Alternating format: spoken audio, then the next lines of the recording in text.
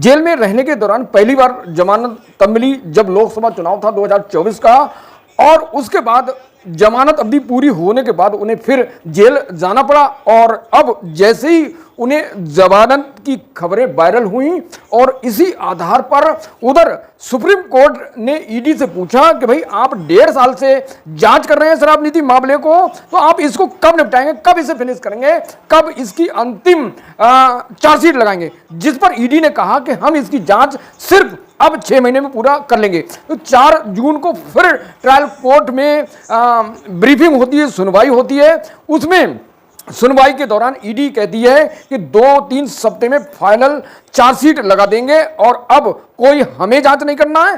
Trial court का फैसला आता अरविंद केजरीवाल के पक्ष में, और ये ट्रायल कोर्ट में अरविंद केजरीवाल के पक्ष में फैसला आता है, जिसमें ट्रायल कोर्ट कहता है कि अरविंद केजरीवाल निर्दोष हैं और इन पर दुर्भावना से ईडी कार्रवाई कर रही थी। अब इन्हें जमानत दी जाती है।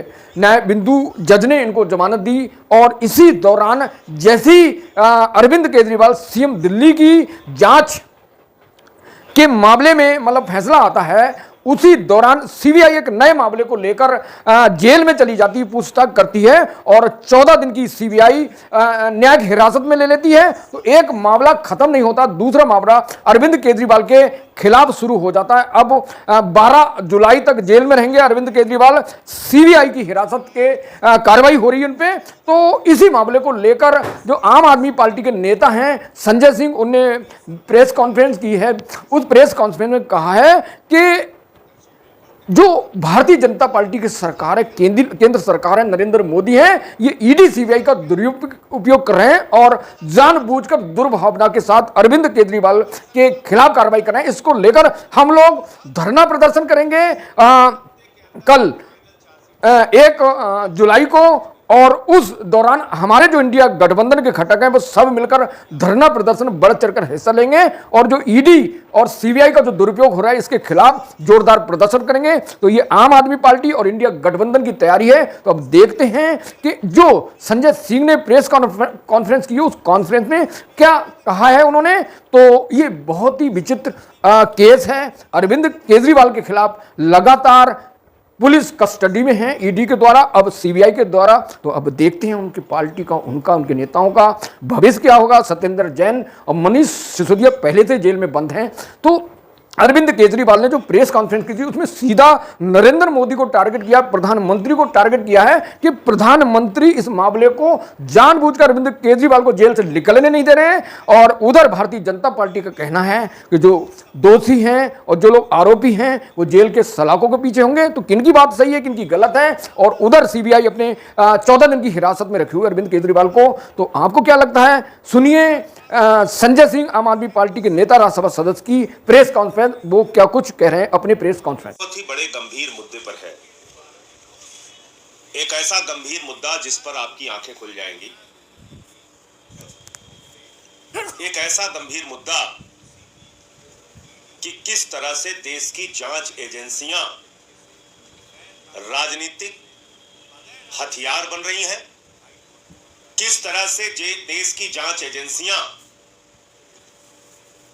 देश की सुप्रीम कोर्ट को गुमराह कर रही है। किसी और अदालत की बात मैं नहीं कर रहा हूं, देश के सर्वोच्च न्यायालय को, सुप्रीम कोर्ट को देश की जांच एजेंसियां गुमराह कर रही हैं। केंद्र सरकार की प्राइम इन्वेस्टिगेटिंग एजेंसी जिसको कहते हैं वो गुमराह कर रही है। ये मैं पूरे प्रमाण के साथ आज आपको बताने जा रहा हूं। आप लोगों को याद होगा जब माननीय सर्वोच्च न्यायालय में मनीष सिसोदिया जी के जमानत की सुनवाई हो रही थी, तो उस समय ईडी ने माननीय सर्वोच्च न्यायालय के सामने कहा, सर्वोच्च न्यायालय ने पूछा भाई इतने लंबे समय से 2 साल से आप जांच कर रहे हैं, 1.5 साल हो गया आपको जांच, तब 1.5 साल हुआ था, 1.5 साल हो गया आप जांच कर रहे हैं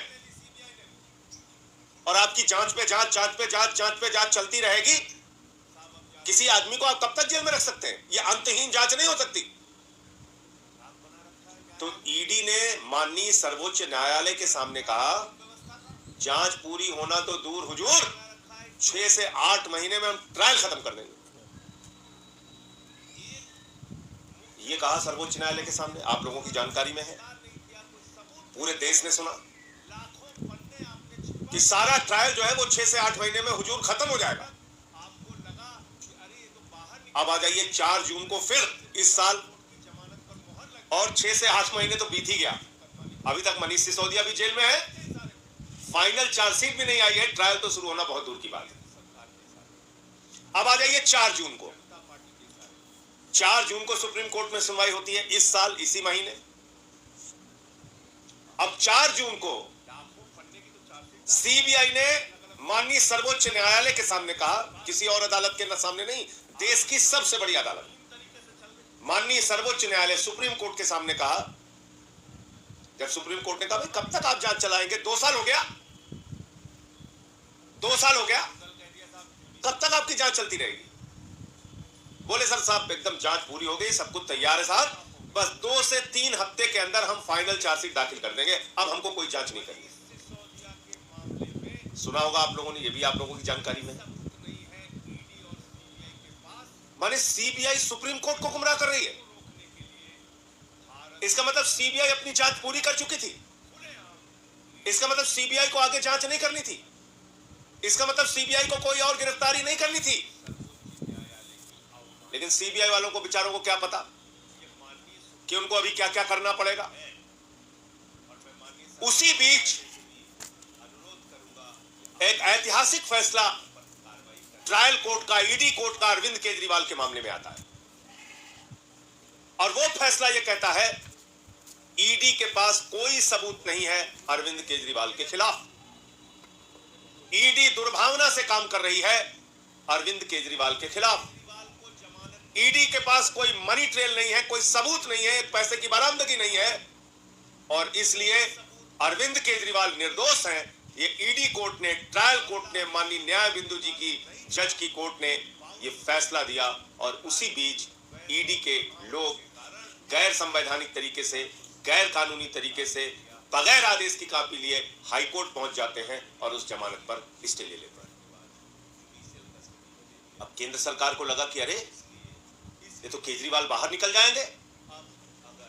जिस सीबीआई ने कहा जांच पूरी हो गई है, 2 से 3 हफ्ते में फाइनल चार्जशीट दाखिल हो जाएगी, उसको केंद्र सरकार ने कहा, बीजेपी की सरकार ने कहा, मोदी की सरकार ने कहा जाओ तुरंत अरविंद केजरीवाल पे नया मुकदमा लिखो और उनको गिरफ्तार करो। जांच एजेंसियों का कितना खुला दुरुपयोग हो रहा है, इससे बड़ा कोई उदाहरण नहीं मिल सकता। तुरंत पहुंच गई सीबीआई जेल, 3 घंटे तक वहां पूछताछ किया, दूसरे दिन कोर्ट में हाजिर करा लिया, फिर उनकी गिरफ्तारी कर ली, फिर उनकी 3 दिन पुलिस रिमांड ले ली सीबीआई ने, और 3 दिन के बाद आके कह दिया साहब अब जांच नहीं करनी, इनको जुडिशियल कस्टडी में भेज दीजिए। आपने मजाक बना रखा है न्यायालयों का, मजाक बना रखा है कानून व्यवस्था का, मजाक बना रखा है इस देश के संविधान का। एक मुख्यमंत्री जिसको आपने 2 साल तक गिरफ्तार नहीं किया, कोई सबूत नहीं थे आपके पास, लाखों पन्ने आपने छिपा के रखे हुए हैं ईडी सीबीआई ने, और अचानक आपको लगा कि अरे ये तो बाहर निकल जाएंगे, सुप्रीम कोर्ट से भी ट्रायल कोर्ट की जमानत पर मोहर लग जाएगी, उससे पहले आपने फर्जी मुकदमा लिखा, उनको गिरफ्तार कर लिया। किसके इशारे पे? मेरा सीधा आरोप है केंद्र सरकार के इशारे पे, भारतीय जनता पार्टी के इशारे पे, प्रधानमंत्री नरेंद्र मोदी के इशारे पे। आपने एक लाखों पन्ने की तो चार्जशीट दाखिल कर रखी है अलग अलग मामलों में, लाखों पन्ने आपने छिपा रखे हैं, आपकी जांच अंतहीन तरीके से चल रही है, मुकदमे पे मुकदमा लिखे जा रहे हो, तो कल कह दिया साहब जुडिशियल कस्टडी में भेज दीजिए। तो 2 बातें साफ हो गई। नंबर 1, मनीष सिसोदिया के मामले में कोई सबूत नहीं है ईडी और सीबीआई के पास, सिर्फ उनकी जमानत को रोकने के लिए भारत के सर्वोच्च न्यायालय में खुलेआम ईडी और सीबीआई के द्वारा झूठ बोला गया। यह माननीय सर्वोच्च न्यायालय की अवमानना है, यह माननीय सुप्रीम कोर्ट का कंटेम्प्ट है, और मैं माननीय सर्वोच्च न्यायालय से भी अनुरोध करूंगा कि अपने इस अवमानना पर कार्रवाई करने की कृपा करें, आप इसके ओर भी ध्यान दें। मोदी जी की एजेंसियां सुप्रीम कोर्ट में जाके झूठ बोल रही है, फिर बचेगा क्या? दूसरी बात, अरविंद केजरीवाल को जमानत मिलने के बाद, ईडी कोर्ट से जमानत मिलने के बाद कोई सबूत, कोई तथ्य, कोई मामला सीबीआई के पास नहीं था। बावजूद इसके राजनीतिक द्वेष और दुर्भावना के कारण अरविंद केजरीवाल को सीबीआई ने गिरफ्तार कर लिया और उनको पहले पुलिस रिमांड में लिया, 3 दिन की पुलिस रिमांड के बाद जुडिशियल कस्टडी में ले लिया, भेज दिया। इसलिए भेजा कि अब अगर ट्रायल कोर्ट की जमानत पर सुप्रीम कोर्ट की मुहर लगती है तो कम से कम सीबीआई के एक मामले में फिर से जमानत करानी पड़े अरविंद केजरीवाल। प्रधानमंत्री जी, पूरा देश देख रहा है आप क्या कर रहे हैं, किस दुर्भावना के कारण आप काम कर रहे हैं, ये पूरा देश देख रहा है।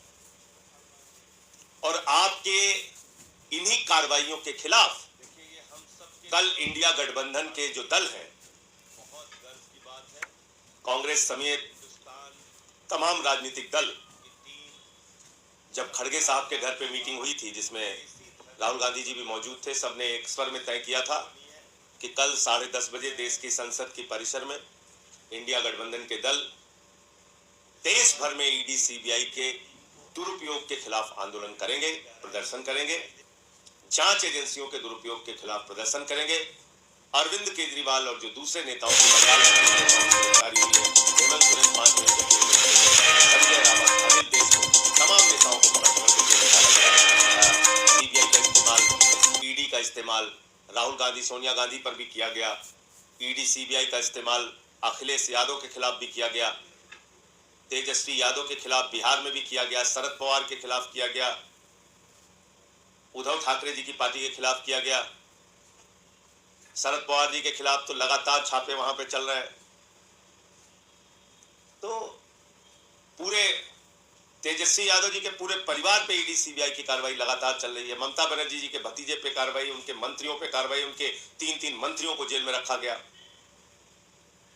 और इसके पीछे कोई कारण नहीं, जांच की मंशा नहीं है, जांच के नाम पर जेल में रखने की मंशा है। तो इन सारे विषयों को लेकर कल संसद परिसर में 10:30 बजे इंडिया गठबंधन की ओर से विरोध प्रदर्शन भी होगा और जांच एजेंसियों का दुरुपयोग इस समय एक बड़ा मामला है। तमिलनाडु में भी हमने देखा किस तरह से वहां डीएमके पार्टी के खिलाफ दुरुपयोग हो रहा है। वहां तो एक किसान के खाते में 400 रुपए था, उसको ईडी गिरफ्तार कर लेती है। 400 रुपए, क्योंकि एक बीजेपी नेता ने उसके खिलाफ एप्लीकेशन दी। तो जिस ईडी का मकसद आतंकवादी पैसों की जांच के लिए हुआ था, हवाला की जांच के लिए हुआ था, उस ईडी का इस्तेमाल आप कर रहे हैं। 400 रुपए जिस किसान के खाते में है, उसका राजनीतिक मकसद के कारण उसकी गिरफ्तारी और उसकी कार्रवाई के खिलाफ, उसके कार्रवाई के लिए। तो मुझे इतनी बात कहनी थी। आपका कोई प्रश्न? तो दोस्तों, अरविंद केजरीवाल को पहले ईडी गिरफ्तार करती है और अब सीबीआई गिरफ्तार करती है। तो आपको क्या लगता है कि अरविंद केजरीवाल की पार्टी आम आदमी पार्टी है, क्या मोदी सरकार के निशाने पर, भाजपा के निशाने पर, नरेंद्र मोदी के निशाने पर, या ये नैरेटिव सेट किया गया, या फिर ये सच है? अपने कमेंट के द्वारा हमें अवगत करा सकते हैं। और मेरे साथ जुड़े रहिए देश दुनिया की न्यूज के लिए। मैं एसबी सागर, नमस्कार, जय हिंद।